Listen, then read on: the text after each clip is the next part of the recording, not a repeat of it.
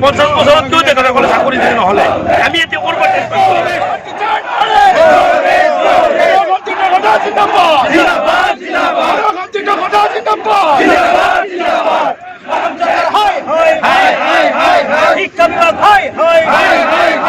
শিক্ষা বিভাগ টিচাৰ কৰা না চলিব শিক্ষকসকলক টিচাৰ কৰা না চলিব টিচাৰ নো ৰেষ্ট টিচাৰ নো ৰেষ্ট শিক্ষা বিভাগ অসম চৰকাৰ বিজেপি চৰকাৰ কোনোবাই খাব কোনোবাই চাব সেই নীতি না চলিব কোনোবাই খাব কোনোবাই চাব সেই নীতি না চলিব কোনোবাই চাব এই নীতি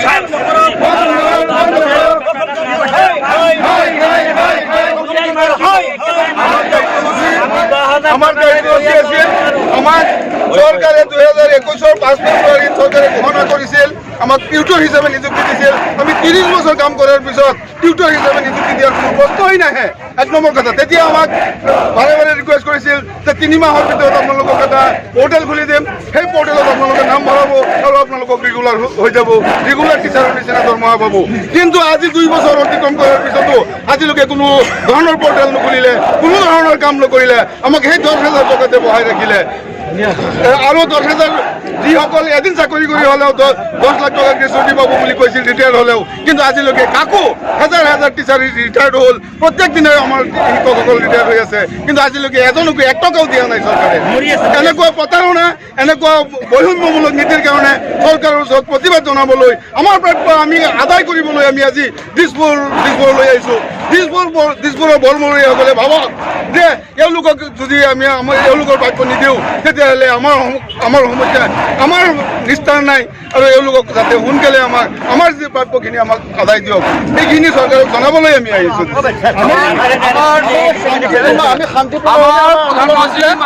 প্ৰশাসনে এৰেষ্ট কৰি আনিছে প্ৰশাসনে দিব লাগিব আমাৰ সন্মান নাই নেকি আমাৰ আত্মসন্মান নাই নেকি আমি প্ৰত্যেকজন গ্ৰেজুৱেট টিচাৰ হয় আমাৰ সকলো MA আছে BSc আছে MSc আছে DLED ফাৰ্ষ্ট ক্লাছ হয় আমাৰ কি মূল্য নাই নেকি 1986 সম্পূৰ্ণ শিক্ষানীতিৰ শিক্ষাগত অৰ্হতা আছে আমাৰ টিউটৰ কৰি আমাৰ সন্মান কৰিছে আমি গণতান্ত্ৰিক আন্দোলন কৰিছোঁ গণতান্ত্ৰিক আন্দোলন কৰাত প্ৰশাসনে এৰেষ্ট কৰি আনিছে প্ৰশাসন মুৰ্দাবাদ सबका साथ सबका विकास আজি চাওক 2021 চনৰ 5 ফেব্ৰুৱাৰী তাৰিখে অসমৰ মুখ্যমন্ত্ৰী তেতিয়াৰ মুখ্যমন্ত্ৰী সৰ্বানন্দ সোণোৱালে আমাক সকলোকে বনাই দিলে টিউটৰ ই सबका साथ सबका विकास হয় নেকি অসমৰ ভাৰতবৰ্ষৰ ক'তো নাই কৰবাত টিউটৰ শব্দ এটা আছে ল'ৰা-ছোৱালী শিক্ষকৰ দৰে পৰ্যায়ৰ চাকৰি এটা কৰিবৰ বাবে অসমৰ সংবিধানৰ নামভূত নাচুন শব্দ এটা ব্যৱহাৰ কৰি টিউটৰ শব্দ ব্যৱহাৰ কৰি আমাক টিউটৰ সতলে 10,800 টকাত আজিৰ তাৰিখত 10,800 টকাত ভাৰতবৰ্ষৰ কোনো এটা প্ৰাণী আনকি আজি মুখ্যমন্ত্ৰী মহোদয়ৰ মালিক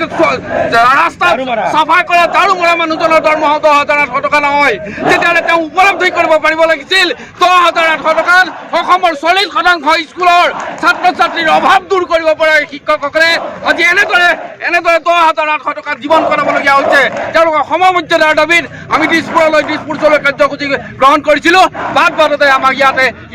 ইয়ালৈ আনি এৰেষ্ট কৰা হৈছে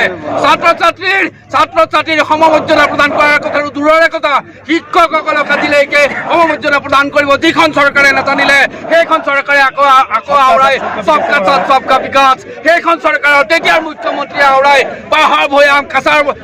পৰ্বত পাহাৰ বৰাক ভৈয়ামৰ কথা কিন্তু বৰাক ভৈয়ামৰ কথা কোৱা মুখ্যমন্ত্ৰী বৰাক ভৈয়ামৰ কথা কোৱা सबका साथ सबका विकासৰ কথা কোৱা এই সকল মন্ত্ৰীয়ে আমাক এইদৰে যে লাঞ্ছিত বঞ্চিত কৰিছে তেওঁলোকে এবাৰ ভাবিব লাগিছিল তেওঁলোকৰ এইদৰে এনেকৈ নভবাৰ কাৰণে আমি লজ্জিত হৈছোঁ ভীষণভাৱে কষ্ট পাইছোঁ আৰু তেওঁলোকক এই স্থলীৰ পৰা দাবী সকীয়াই দিছোঁ অনাগত সময়ত আমাৰ এই দাবীসমূহ পূৰণ নকৰিলে তেওঁলোকে ইয়াতকৈ ভয়ংকৰ আন্দোলনৰ সন্মুখীন হ'ব লাগিব দৰকাৰ পৰিলে ইয়াতকৈ কি পৰ্যায়লৈ যাব লাগে আমি তাৰ সেই পৰ্যায়লৈকে যাবলৈকে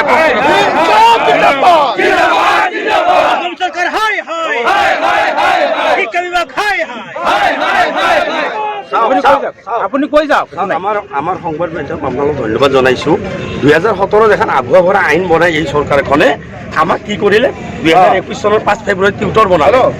আমি সেই সময়ত আমাৰ শিক্ষাগত অৰ্হতা আছে কাৰণেই চৰকাৰে আমাক ৰিকগনাইজ পাৰ্মিশ্যন আদি দিছিলে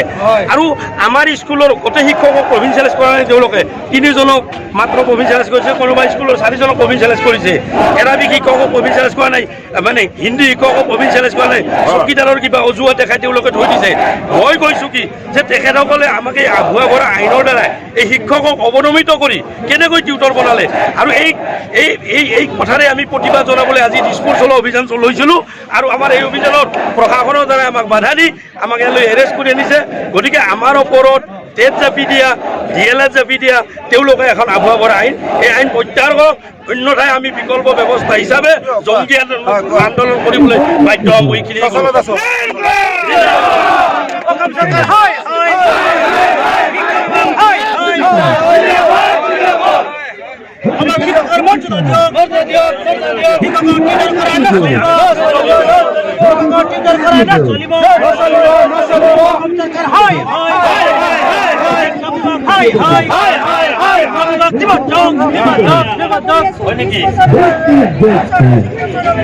ঠিক আছে